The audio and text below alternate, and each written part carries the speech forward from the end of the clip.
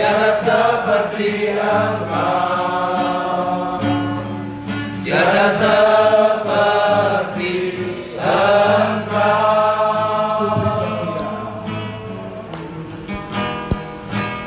Beri kemuliaan dan hormat, ku angkat suara pujian, ku agungkan nama-Mu.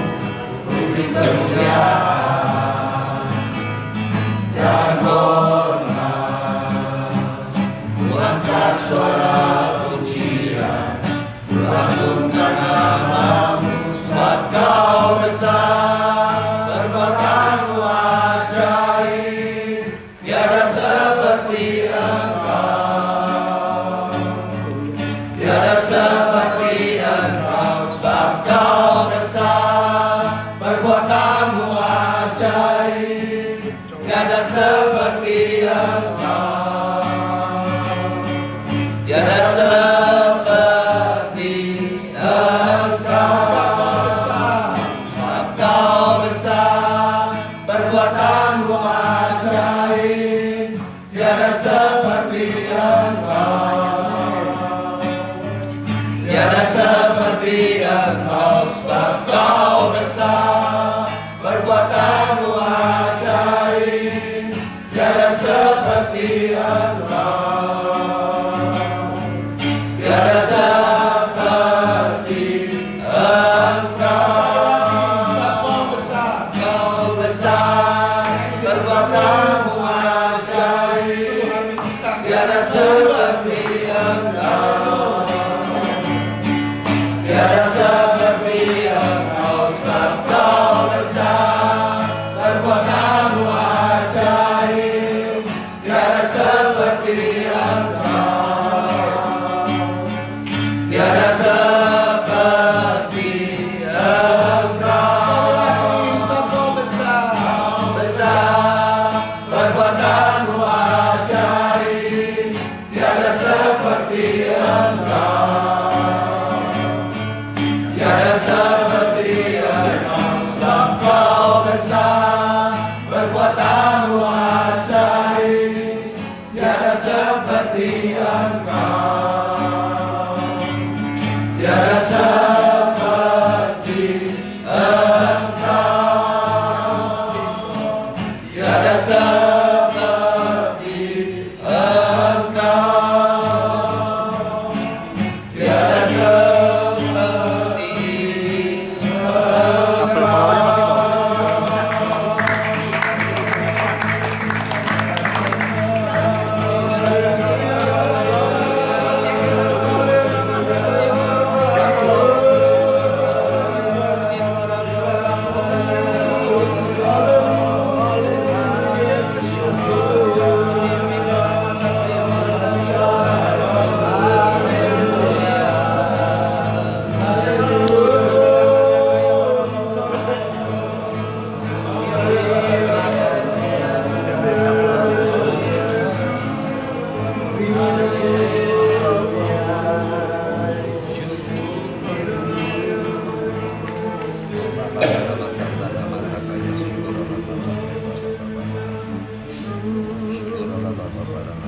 sungguh besar Tuhan.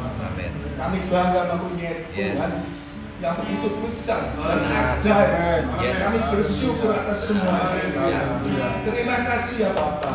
Terima kasih atas kasih kemurahan atas kami. Dalam nama Tuhan Yesus. Haleluya. Amin. Puji nama Tuhan. Shalom. Shalom. Puji nama Tuhan kalau kita sama-sama dapat bersekutu di dalam Tuhan ya. Kita akan mendengarkan visi misi dari Full Gospel dan nanti akan dilanjutkan oleh kesaksian dan saya silakan.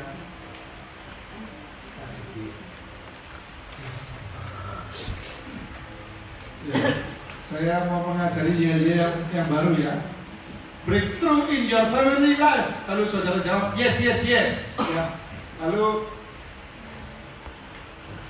yang kedua apa? mendadak lupa saya. After After God, family first. Ya, terima kasih Goya.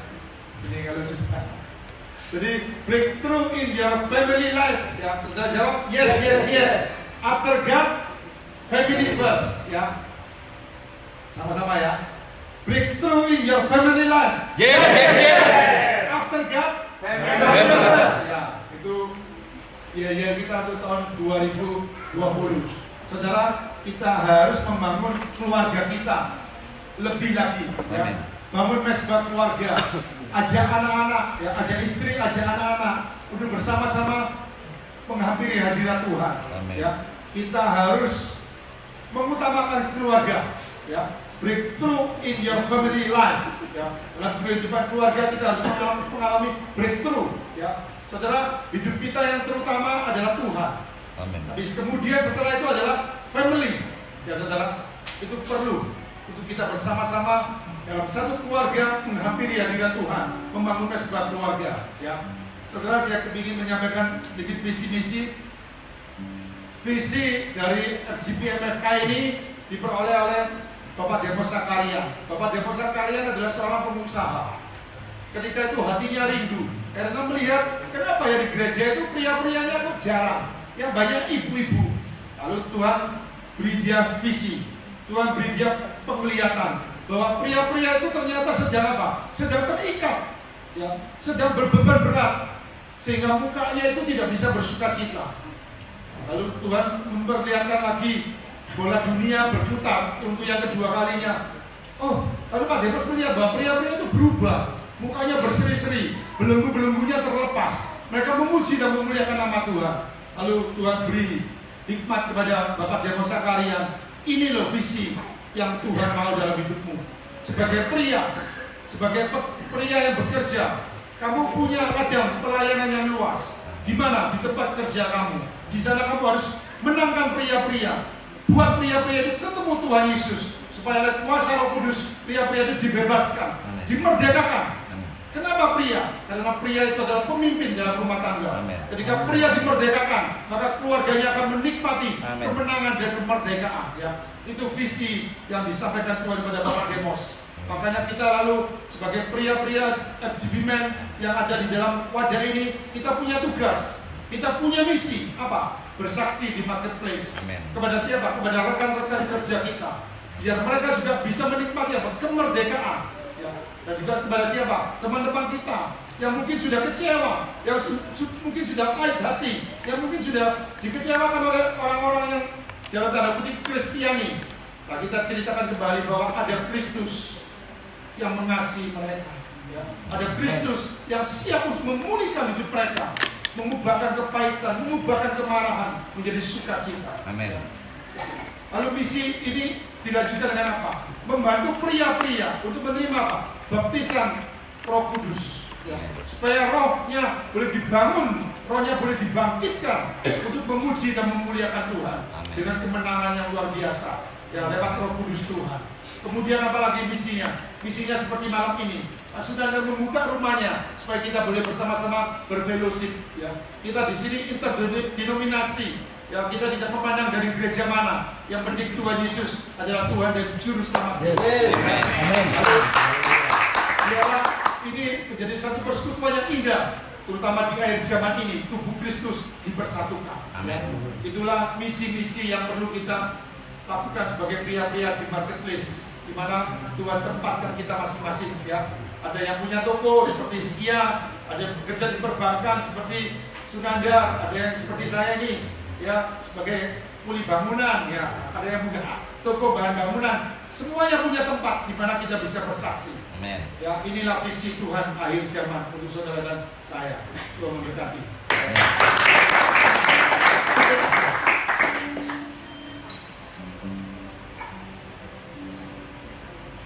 Shalom. Shalom. Puji nama Tuhan. Puji nama Tuhan. Pada malam hari ini kita punya kesempatan untuk bersama-sama fellowship dilayani oleh Pak Daniel Alexander. Terima kasih Oden. Saya atas nama tuan rumah Sebelumnya saya minta maaf kalau tempatnya penuh sesak. Cuma satu hal saya percaya, itu bukan urusan saya, itu urusannya Bapak di surga. Apalagi saya percaya tempat ini akan diekspand ke kiri, ke kanan, ke depan, ke belakang. Haleluya. Kalau malam hari ini kita kedatangan Pak Daniel Alexander, saya yakin saya punya mama di surga. Kalau melihat pasti dia tersenyum berbahagia. Amin. Karena apa saudara?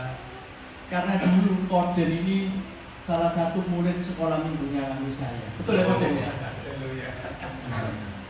Saya tidak berani memastikan karena waktu itu saya belum lahir. Kami sekeluarga punya sejarah yang cukup panjang dengan Koden.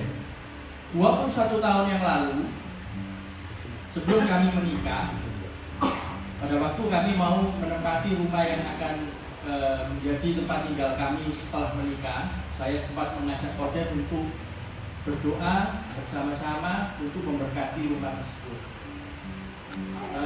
Rumah tersebut ukurannya jauh lebih kecil, rumah yang sangat sederhana. Pada saat itu Koden berdoa juga rumahnya pada saat itu masih direnovasi, jadi masih banyak tukang, semen dan pasir masih berserakan. Puji nama Tuhan, pada saat itu Koden bersedia. Dan yang luar biasa, pada saat mungkin Koden ingat ya, lupa mungkin 21 yang tahun yang lalu. Pada saat Koden berdoa memberkati rumah tersebut, Koden ada pesan satu untuk saya dan calon istri saat itu. Saat itu Koden berpesan, ada pesan Tuhan, Sul, anak pertama adalah haknya Tuhan, dan itu tidak boleh ditunda. Wah, saya sama istri kaget pada waktu itu. Karena apa? Karena pada saat kami mau menikah, saya kerja di bank, banknya lagi dilikuidasi. Jadi saya itu saat itu jobless, saudara. Jadi saya mungkin kurang 3 bulanan jobless, banknya likuidasi. Saya sempat tanya sama istri saya, ini mau diterusno apa enggak? Kalau misalnya mau diterusno, ya kamu yang kerja, saya di rumah, saya yang nyapu ngepel, tapi saya tidak bisa masak. Puji nama Tuhan, saya punya seorang istri yang begitu luar biasa. Dia beriman, dia bilang, lanjutkan saja, nggak masalah. Puji nama Tuhan.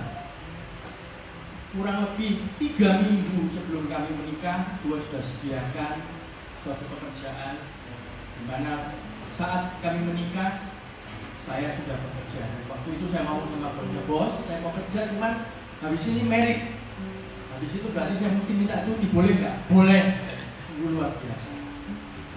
Pada awal perjalanan kami, ya namanya masih baru, kami dikaruniai seorang anak laki-laki. Pada saat lahir, nah, saya tidak punya nama belakang, saudara. Anak saya kasih nama James. Nama belakangnya siapa? Saya teringat pada saat itu pesan Tuhan melalui hambanya Pak Daniel Alexander. Saya jadi ambil Pak, nama belakangnya James Alexander. Jadi sekarang saya pasti. Walaupun itu belum izin, tapi saya yakin itu tidak ada hak patennya. Berjalannya waktu, pada waktu anak saya umur 4 tahun, anak saya divonis dokter terkena kencing manis diabetes. Pada waktu itu saya dan istri dan keluarga besar tidak percaya bahwa anak pada umur 4 tahun bisa terkena diabetes. Dan dokter bilang seumur hidupnya dia harus disuntik insulin. Pada saat itu kami cukup panik, kami tidak percaya.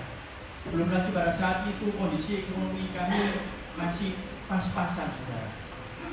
Dan untuk membeli 1 ampul insulin, saya mesti ngomong sama istri saya, duit belanja ekologi ini. Karena benar, kami pada saat itu tidak cukup, saudara. Tapi percayalah, pada saat itu kami percaya bahwa Tuhan yang kami sembah adalah Tuhan yang berkuasa. Amin.